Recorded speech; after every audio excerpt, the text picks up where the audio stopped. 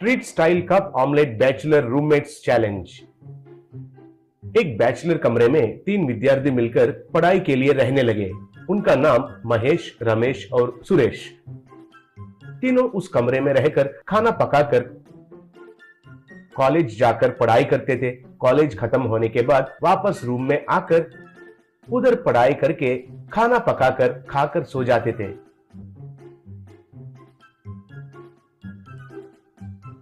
उनका घर का मालिक का नाम गोपाल था। वो बड़ा शराबी था।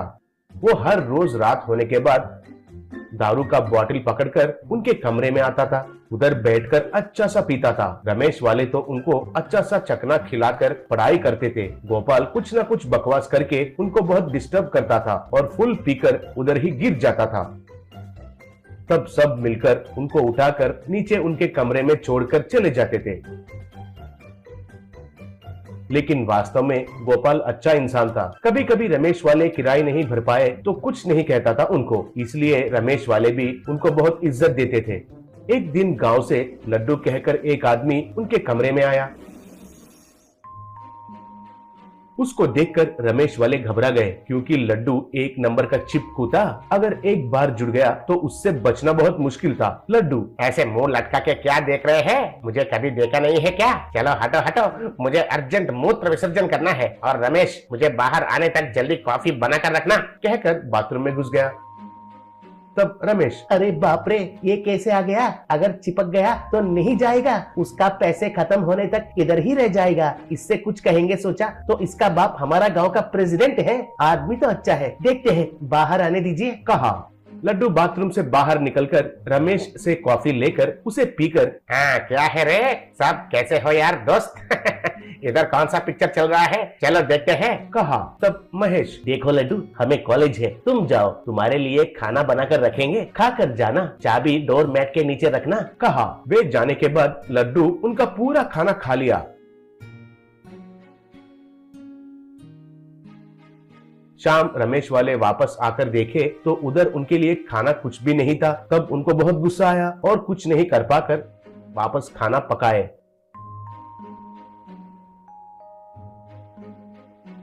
सुरेश, अरे लड्डू इधर रहेगा तो हम कंगाल बन जाएंगे, इसके बारे में हमारा ओनर से कहकर कैसे भी इधर से भेज देते हैं, कहा। तब महेश, हाँ गोपाल जी ही उसके लिए सही है, कहा। इतने में बेल का आवाज आया। दरवाजा खोलकर देखे तो लड्डू और उनका ओनर गोपाल साथ में खड़े थे और उनके पास एक फुल बोतल था। तब ओनर गोपाल, क्या रे, तुम्हारा दोस्त तो बहुत मन मर्यादा जानने वाला जैसा लग रहा है। मेरे लिए दारू लाकर पीने के लिए मुझे इनवाइट किया है। अरे वाह, कितना अच्छा मन है और कितना अच्छा व्यवहार है लड़के का, कहा। तब लड्डू, बड़ों का इज्जत करना तो हमारा संप्रदाय है सर, पहले आप अंदर तो चलिए, कहा। वो देखकर तीनों मुंह लटकाकर देखने लगे।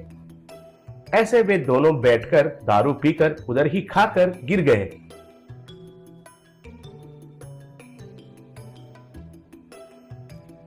ऐसे हर रोज लड्डू बगल वाले के लिए कुछ छोड़े बिना सब कुछ खाने लगा। शाम होने के बाद ओनर से मिलकर शराब पीकर हलचल मचाने लगा। एक दिन महेश, अरे इस लड्डू के पास पैसे खत्म होने को आ रहे हैं, लेकिन इससे पहले ही उसको इधर से बाहर फेंकने का एक बड़ा आइडिया है मेरे पास, कहकर उसका प्लान बताया। अगले दिन लड्डू उठकर देखा तो घर में एक सामान भी नहीं था। तब महेश, अरे लड्डू, चोर घुसकर पूरा सामान चोरी करके चले गए। अब हम इधर नहीं पका सकते हैं, हम कॉलेज के कैंटीन में खा लेंगे। बेचारा तुम्हारा हालत क्या होगा, कहा। तब लड्डू, मेरे बारे में चिंता मत करो, मैं अपने बारे में देख लूंगा, कहा। ऐसे वे लोग कॉलेज जाकर वापस आने से